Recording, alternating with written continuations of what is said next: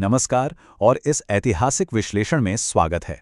आज हम सीधे समय में पीछे चलने वाले हैं, एक ऐसी रहस्यमयी और प्राचीन सभ्यता की गहराइयों को उजागर करेंगे जो अपने समय में सबसे उन्नत, सबसे विशाल और सबसे सफल मानी जाती थी। तो बिना किसी देरी के इस बेहद रोमांचक सफर की शुरुआत करते हैं और इतिहास के पन्नों में दबे उन अनसुलझे सवालों के जवाब तलाशने की कोशिश करते हैं जिन्होंने दशकों से जानकारों को सच में चकित कर रखा है। तो चलिए इसमें गहराई से गोता लगाते हैं। कल्पना करते हैं कि एक प्राचीन हड़प्पाई व्यापारी खुद हमें अपनी दुनिया दिखा रहा है। उसके शब्दों में, मेरे साथ मोहनजोदड़ो की जीवंत सड़कों पर चलें। वह हमें उन सड़कों पर आने का निमंत्रण दे रहा है जो कभी गतिविधियों और जीवन का मुख्य केंद्र हुआ करती थीं। यह सिर्फ ईंटों और पत्थरों का एक निर्जीव ढांचा बिल्कुल नहीं था, बल्कि सपनों, सफलताओं और अनंत व्यापार का एक जीता जागता केंद्र था।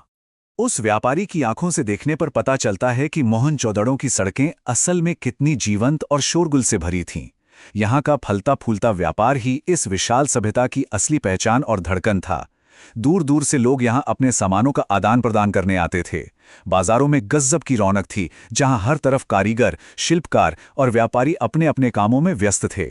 यह वो समय था जब यह सभ्यता अपने बिल्कुल चरम पर थी और यही व्यापार इसकी अपार सफलता की रीढ़ की हड्डी था। जरा सोचने वाली बात है कि यह पूरी व्यवस्था कितनी विशाल और कितनी अद्भुत रही होगी। लेकिन फिर आता है एक रहस्यमयी अंत, एक सभ्यता का अचानक रुक जाना।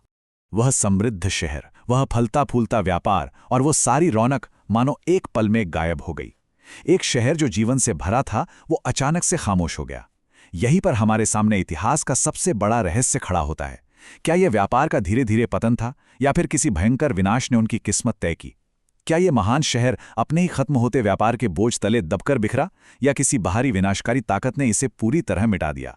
ये एक ऐसा गंभीर सवाल है जो वाकई सभी को सोचने पर मजबूर कर देता है। तो चर्चा करते हैं सिद्धांत 1 की, आर्यों का आक्रमण। क्या ये सभ्यताओं का विनाशकारी टकराव था? इस सिद्धांत के मुताबिक आर्य नामक एक पहाड़ी समूह ने अचानक और हिंसक रूप से आक्रमण किया, जिससे मोहनजोदड़ो और पूरी सिंधु घाटी सभ्यता का विनाश हो गया। ये सिद्धांत उस व्यापारी की शांतिपूर्ण दुनिया के एकदम अचानक और खौफनाक अंत की एक तस्वीर पेश करता है। पर यहाँ ये स्पष्ट करना बहुत ज़रूरी है कि इस विश्लेषण में हम इस ऐतिहासिक बहस का कोई पक्ष नहीं ले रहे हैं। हमारा मकसद सिर्फ स्रोत सामग्री का निष्पक्ष रूप से अध्ययन करना है और इस विचार को समझना है कि कुछ स्रोतों के अनुसार ऐसा विनाशकारी टकराव ज़रूर हुआ होगा। अब आते हैं दूसरे पहलू पर। सिद्धांत 2, प्राकृतिक आपदाएं, जब धरती खुद मोहनजोदड़ो के खिलाफ हो गई।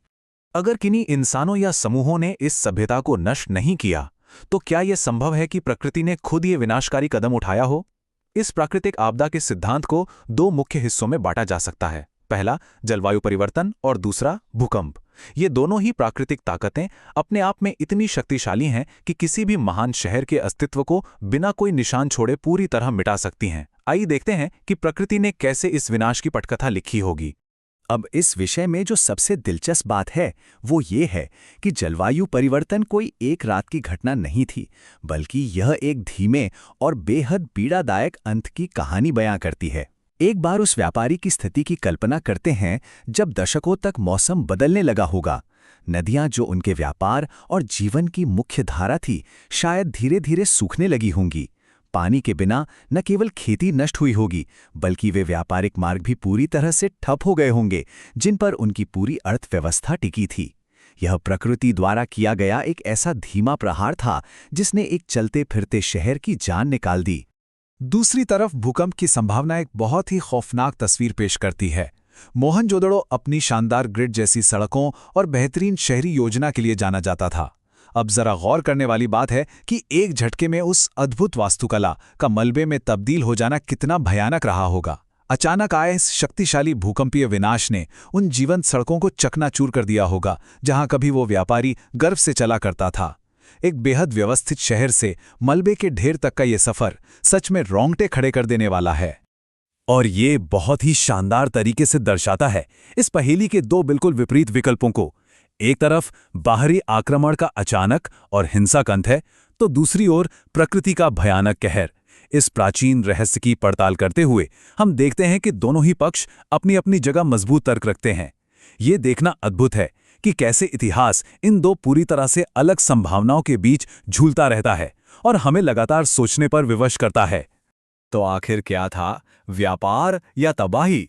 यही है उस हड़प्पाई व्यापारी की अंतिम विरासत। अब हम इस ऐतिहासिक विश्लेषण के बिल्कुल चरम पर पहुंच रहे हैं।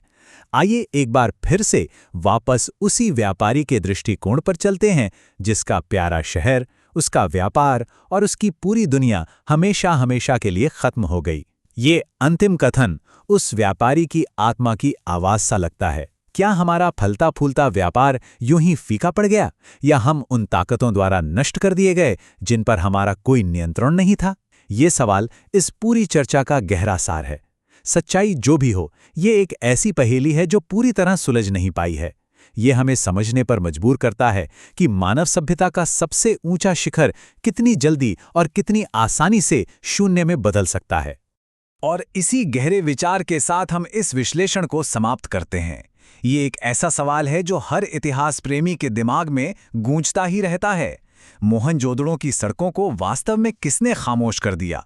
क्या ये कोई हिंसक टकराव था या कुदरत का एक भयानक कहर? भले ही सटीक जवाब आज भी समय की रेत में दबे हों, लेकिन प्राचीन सभ्यताओं की ये नाजुकता और उनका विशाल इतिहास हमेशा और अधिक जानने की उत्सुकता जगाता रहेगा। इस ज्ञानवर्धक सफर में जुड़ने के लिए बहुत बहुत धन्यवाद।